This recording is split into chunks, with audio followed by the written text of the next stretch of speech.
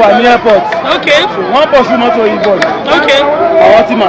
Okay. So àwọn pàdéjì ọlọ́pàá yẹn náà. Okay. Wọ́n sọ Okay. So látàrí ni pé mọ́tò ẹ̀ ṣe wọlé tí wọ́n ń wè ní airport. What next báyìí ni pé ọlọ́pàá yẹn rí ó release ni lọ́wọ́ kan.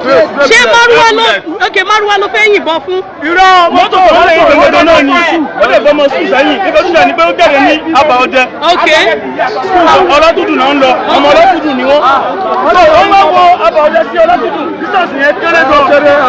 Ó wá ní kó ń pa abẹ yẹn àwọn bọ̀ ó wá bá wọn ni wọ́n wò ó wá tó padà lórí rọ́ọ̀ṣì yẹn ó wá lọ tó ń balá kí àwọn fi pọ̀ sí ẹ̀ bẹ́ẹ̀. Nígbà tó pọ̀ sí ẹ̀ ó wá tó padà ó fi wọlé tí wọ́n wò yẹn. Àwọn ọlọ́pàá yẹn bó ṣe pọ́ọ̀sì kan báyìí lọ́wọ́ ó rí líìsì bẹ́ẹ̀. Ẹ máa bọ̀ kẹ́wàá wò tí wọ́n ní kọ́ bá. Okay. Ẹ máa gbà wọlé. Yà á fẹ́ lọ́wọ́ bí tí ìbọn gbà wọlé. Ó wọlé bí. Ọ̀tá ìbọn wọlé bí. Ojú ọ̀tá rẹ̀. Ẹ náà bọ̀ ó bọ̀ ọmọ yẹn nu bí. Ó jáde bí ewu ẹ̀jẹ̀. Ó jáde bí. Ẹ wò ó ẹ̀jẹ̀ tó ti jáde ojú ẹ̀ tó jáde. Ó jáde bẹ́ẹ̀ yẹn.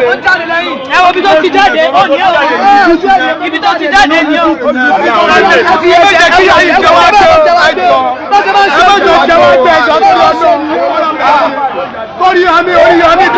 Ẹ jọ̀bọ́ ọmọ níbo ló gbé ọmọ yẹn síbo lọmọ yẹn wà báyìí. Báwo lẹ́yìn ṣe mọ́ pọ́ ti gbé? Wọ́n ti ń gbé bọ̀. Polisi àwọn wà bẹ́ẹ̀ yẹn lọ pé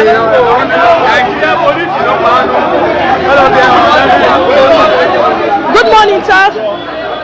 Ẹ káàárọ̀ sir. Ẹ káàárọ̀ sir. Good morning, sir.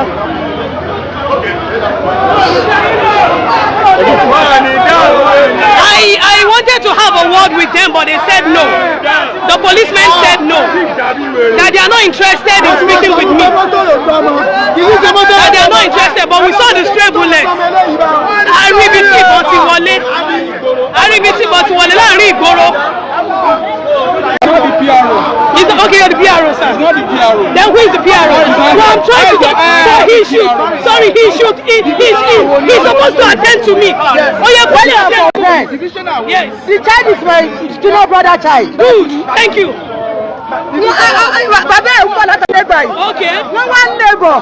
Wọ́n lè dé airport. Okay. But trailer ló di mọ́ wọ́n gbọ́ ọmọ náà lọ bí tó ti kọ̀ wáyé kiri. All right. Ẹ wá yìnbó fún Ó fẹ́ lọ kọ̀ wáyé. Ọmọ yẹn lọ kọ̀ wáyé kiri. Ọmọ 17 years. Ìbejì ni. Ẹ wá pàkó náà. Ẹ wá yìnbó fún. Ẹ wá yìnbó fún. Ẹ wá pàkó náà. Àwọn ọlọ́pàá bá bí wá dé. Okay. Wọ́n mọ̀ nù wọn. Wọ́n ní ọ̀gá tó dáa. Kí ọmọ òyìnbó pààyàn. Ẹni pé ẹ̀yin kọ́. Bí alábàtà ló ti wá. Ẹni alábàtà wọ́n ní tẹ̀sán ló ti wá. Mo wá ní kí ló dé tí mo wá lọ dìbò yẹn mú. Tó wà ní mọ́tò tó jẹ́ dráìfà. Tó lẹ́yìn tó pàtì sá lọ. Káà máa pa òun náà. Ẹ wá ní kó máa sá lọ. Wọ́n sábà fún ní tẹ̀sán yẹ́fọ̀sì ọ̀jọ̀ wọlé. Wọ́n wá lọ́jọ́ wọnú yẹ́fọ̀sì náà.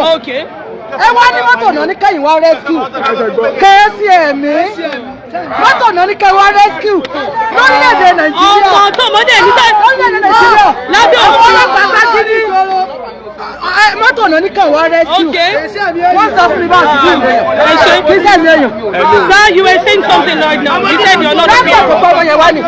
Dókítà tó gbé wá ní. Doctor, please. Ọ̀nà àwọn náà ní nǹkan lórí. Sorry, doctor, I need to speak with you. Hold on. Just hold on. This is the doctor that brought the boy here. This is the boy. This is the doctor. Doctor, what happened? Please, I need to have a word with you. It was a straight bullet. Okay. He hit him the side of his waist. Jesus. And he died by getting penicillin. What happened to your head, please? You need to talk. You need. People that use a stick to hit me and my. When you were trying to rescue the boy, right? Why I want to rescue the boy and the policeman. So the rest ran away. There are 9 in numbers. So the boy is dead now. I only pick only one out of them. So where is he now? Where is he? He's under my custody for now. Okay. Just to bring out peace and calm among the citizens of Nigeria. All right. Please, thank you very much. The divisional. The division of the police, Skylet. Where is Skylet? The ASP, the Assistant Commissioner of Police, warned him this morning. He's supposed to be on off. Okay. This morning. So what is he was doing on asked duty? to join those Otman. Okay. The problem comes from the Otman. Okay. That's normal. Thank you very much, doctor. Your name, sir, please. Your name, please. Dr. Deyoju Ayinla. Okay, thank you very much. Wait, stop. Now we are still here reporting live at Welfare Hospital. We are told the boy is dead. We are told the boy is dead.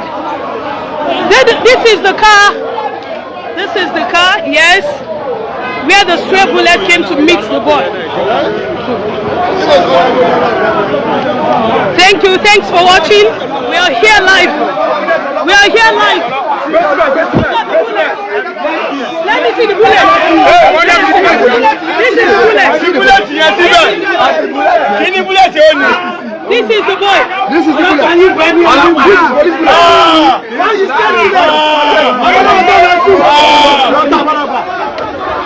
That's a little. Ọmọ kékeré yẹn nìyẹn. Ọmọ tí àwọn ọlọ́pàá yìí kú. Ọmọ yẹn ti kú.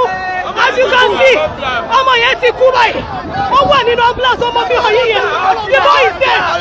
The boy is dead. Àwọn ọlọ́pàá yẹn ti lọ.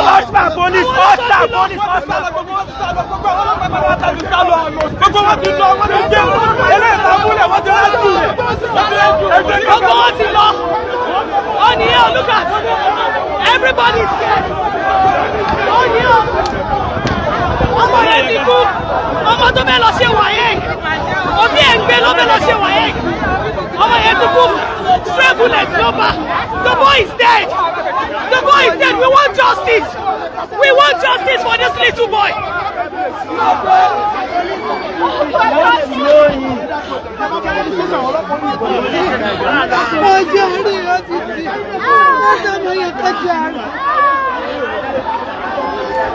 Oh my head.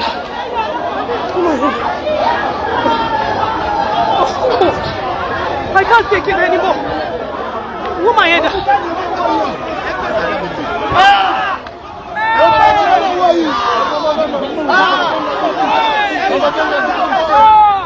Mr. Kishola. Èmi ti bá wọn sọ̀rọ̀. Wọ́n ti bá mi sọ̀rọ̀. Àwọn èèyàn ti bá mi sọ̀rọ̀ gan. Ibà lọ Facebook live mo ṣe. Ẹ jẹ́ ká record. Óyá óyá. Ẹ ṣe interview fún màá. Ẹ já kò bí ariwo. Ẹ já kúrò bí ariwo. Ẹ já kò bí ariwo. Ẹ̀gbọ́n bàbá ọmọ yẹn gan ni mò ń wá dá woman where is she? Bàbá ọmọ yẹn gan. Ọjọ́ lọ yí sí ẹ̀jẹ̀. We want justice for this little boy. Thank you very much. Thank you.